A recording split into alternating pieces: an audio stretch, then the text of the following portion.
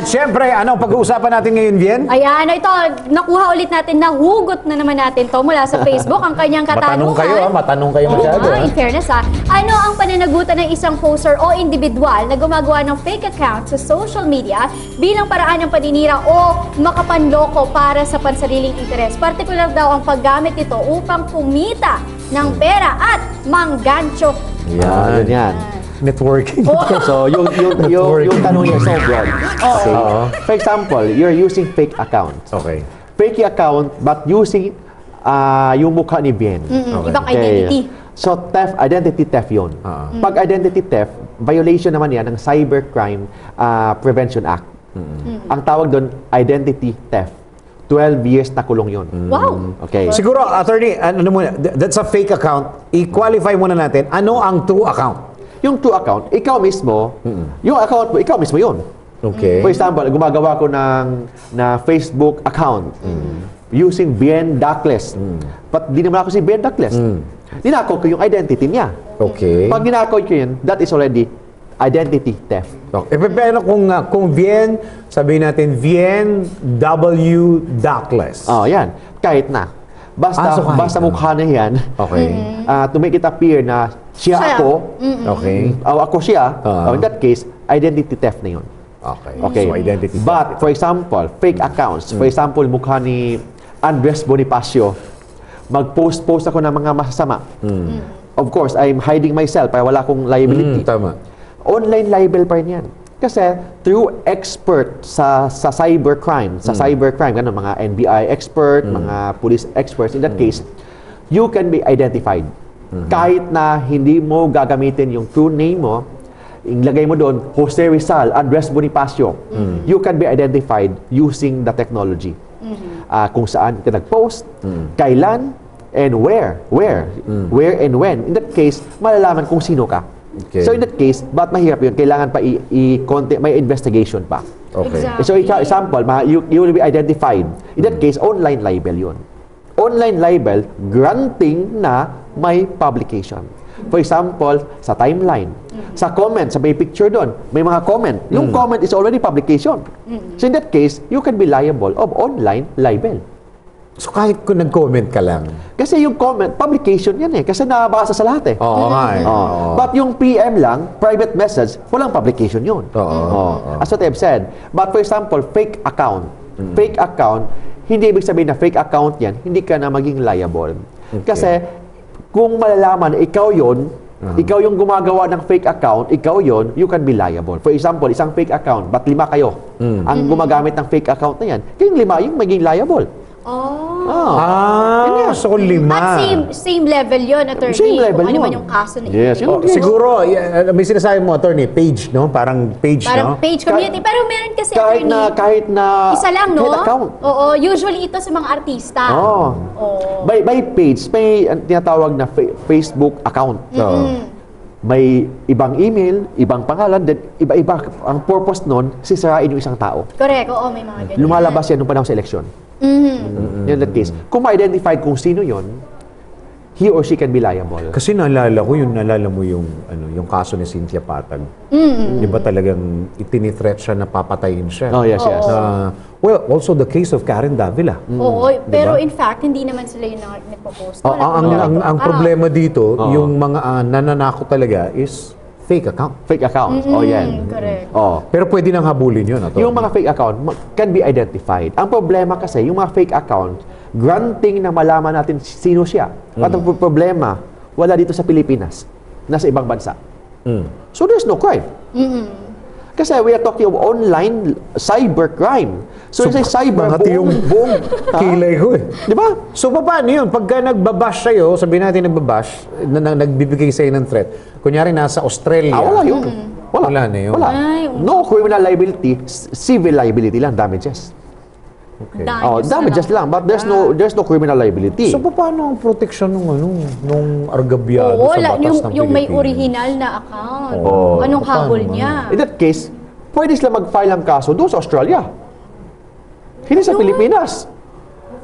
Di ba? Hindi sa Pilipinas. Pero yung damage is nandito sa Pilipinas. Kahit na damage dito sa Pilipinas, but yung act itself, ginagawa doon sa ibang bansa.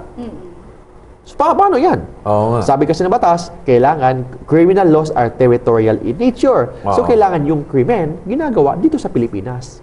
Kailangan nandito sa Pilipinas yung ano. Saka yung damage. Oh, yes. Ganun yan. Nakakalungkot naman yun. Oh, yan. So, pwede walang kasong kriminal, pwede tayo mag-file ng civil damages. Oh, yun yan. Kakalungkot naman yun. So wala man lang silang kahit na Walang maliit. habol? Walang maliit na sagutin man lang. Oo. Civil damages, damios, ang tawag doon. Oo. So, damages for 500,000, for 1 million, 10 million, ganun. But there's no crime. There's no criminal liability kasi nangyari ang krimen outside sa Pilipinas. So, yun ang pagkakaiba pag dito sa Pilipinas ginagawa or outside sa Pilipinas ginagawa. At saka mapapatunayan yun, Oh, attorney, yan yan. na sa magitan ng... Kahit na iba yung pangalan ginagawa mo doon, ibang pangalan nilagay mo, No.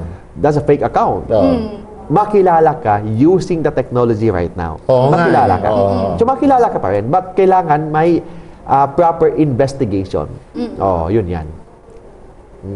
Paano kung lahat ng account nasa ibang bansa, pero ang nag-uutos ay nandito sa Nandito. Pilipinas? In that case, yung nandito, may liability. Ayan, pwede Siya yan. lang. Oh, may liability. Si Mastermind. Oh, Si Mastermind. Pero yung mga nagpo-post doon, safe Dahil sila. bayaran safe. nila. Oo, safe sila. yun. Oo. Pero yung nandito, Nangyari yun, no? pero yung tao dito, can be liable. Nangyari yun. Can be liable kasi siya yung mastermind. Because of him, or because of her, nangyari ang krimen. So, pwede siya maging liable. Yun yan. Yung ganyang proseso, attorney, mula sa pagkilala kung sino yung poster na yon o sino yung gumawa ng fake account, hanggang dun sa pagkakaso sa kanya, usually gaano katagal yung Okay. proseso So, niya? first, anong gagawin mo? For example, you're a victim of poster, fake account naman. Anong unang gagawin mo?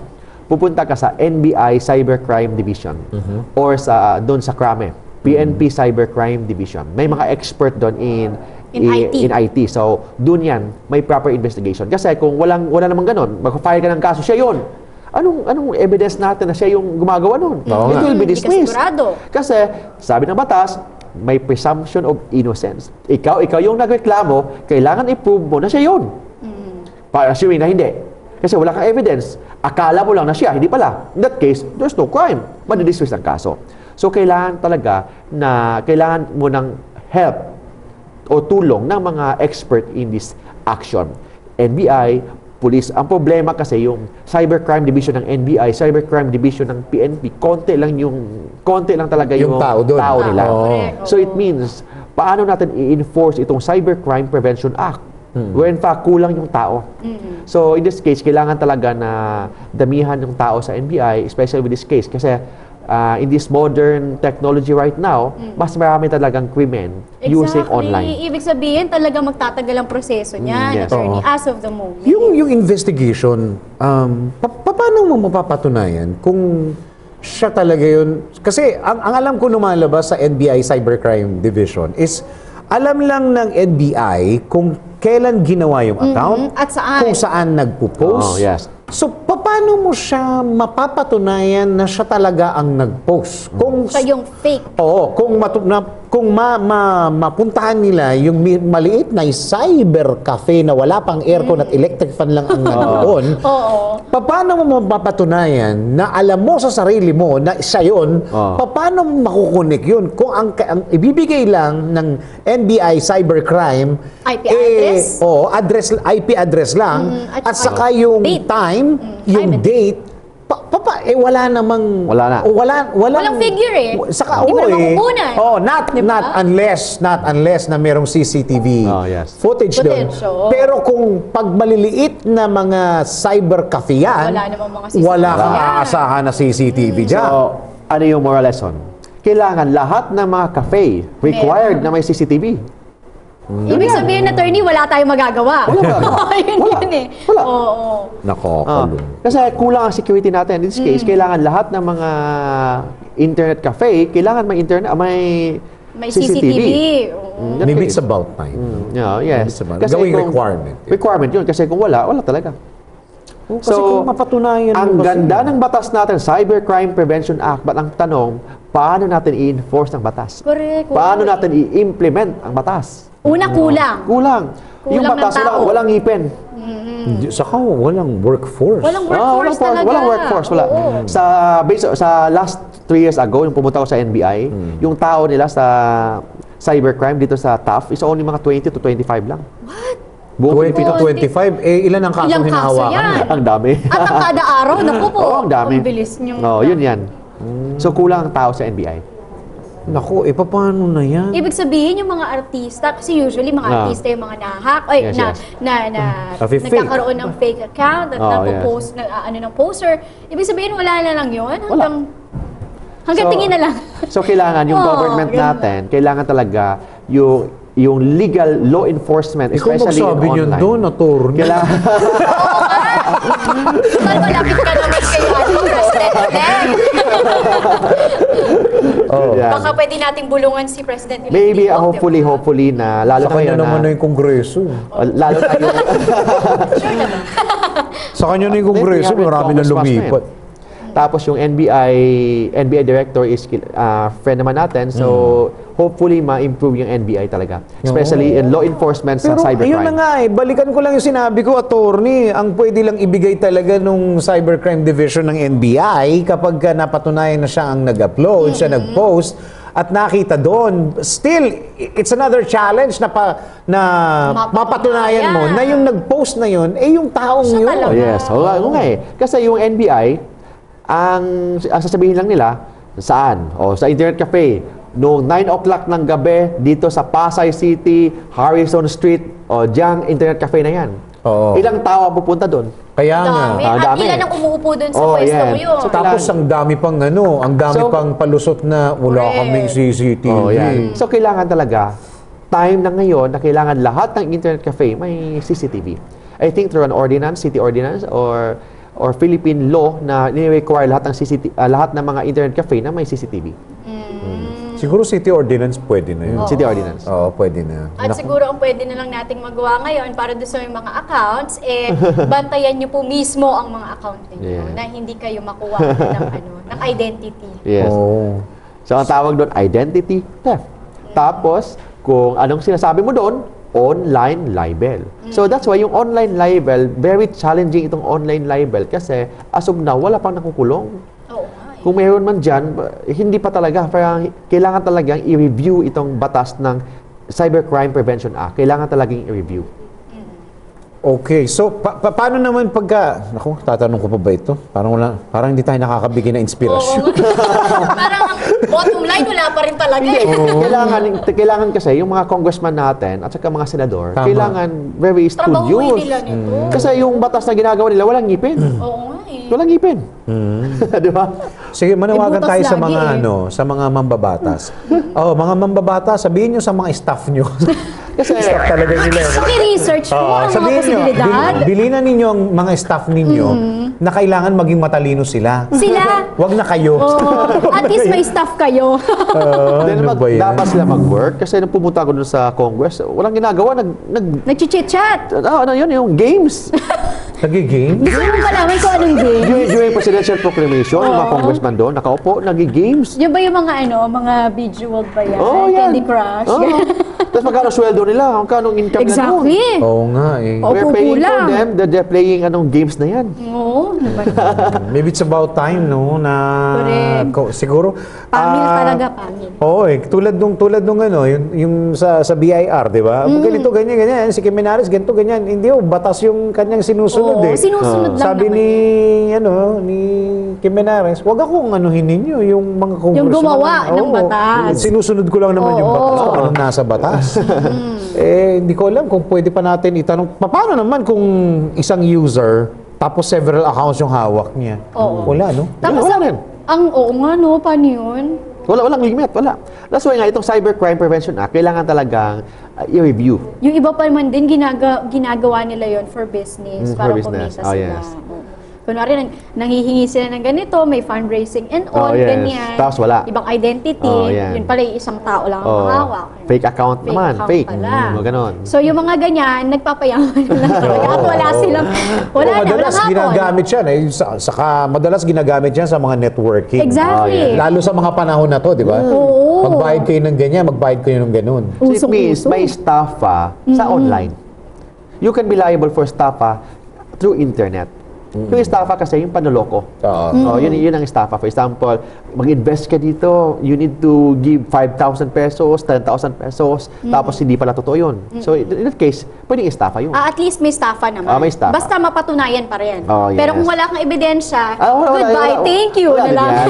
Ganun. Nakakalungkot Goodbye, money. yan. Oh. Kakalungkot Nakakalungkot naman yan. Ano ba yan? Pero pwede pa rin actually pwede pa rin siyang gawing na instrumento dahil niloloko ka. Kasi yung cybercrime kasi, for say, cybercrime, bagong batas. Hindi pa talaga na-review ang batas na yan, but kailangan talagang i-review kasi everybody, may internet na. Everybody may Facebook, may email. Dati kasi yung email, hindi naman uso dati yun eh. Oo. Diba? Oo, Ngayon, totoo. everybody may email na. Lahat ng tao ngayon may, sabihin natin, mga 80% ng Pilipino may email na. At hindi lang isa. Oh, yes. May 1, 2, 3, 4, 5. Oo, hindi lang so, in this isa case, yung- kailangan talagang i-review. Kasi, anong silbi sa batas? Anong silbi ng batas na yan? Kung walang ngipin. Anong silbi ng batas na yan kung walang nakukulong? Because may identity theft, may tinatawag tayong illegal access, yung mga nag-hack, tapos walang nakukulong, wala. So, it's nothing. Wala yan. So, kailangan talaga yung strict implementation ng batas and kailangan yung batas may ngipin. Di ba pinag-uusapan nila yan? Di ba nagdiba-debate pa sila? Oo, baka kunwari lang. Kasi yung mga debate nila naglalast na for 15 minutes. Pero yung... Bakit ganun? Hindi... Wala nga. If I go, bumunta ka sa Congress Oo. yung mga tao doon natutulog. Tapos, pag check attendance present, pagkatapos ito yung Amerikana nila, nilagay nila doon. Kunwari FCR, pero hindi na babalik. Nandun na sa casino. Ay, grabe. Oo, yun yan. Oh, yun na. Kailangan yung Speaker of the House natin very strict. Correct. Kailangan i-disiplina yung mga congressman. Pag wala kayo, digwak. Kasi yung ginagawa ng ibang Ganon. congressman, yung Amerikana, nilagay nila sa upuan nila. O, present kasi nandyan yung Amerikana, pero actually wala na. Umalis Ay, ganun? na. Oo, Makasino na pala. Bayan. nagkasino na. Lungkot naman ang Ang katotohanan ng ating sistema. Yung magiging Speaker of the House natin, kailangan very strict. Kailangan i-discipline niya yung lahat ng mga congressman. Kasi nasa ano niya yun eh. Yes. Paano niya didisiplina eh? Kailangan niya. Kailangan niya. Ayan. Kailangan yung bilang. Merong ipupush, di ba? Oh, yun yan. Okay, magbe-break na muna tayo. Sa magbabalik po natin, tuloy-tuloy pa rin po ang balitaktakan. Kaya, dyan lang kayo. Babalik ang Legal Minds!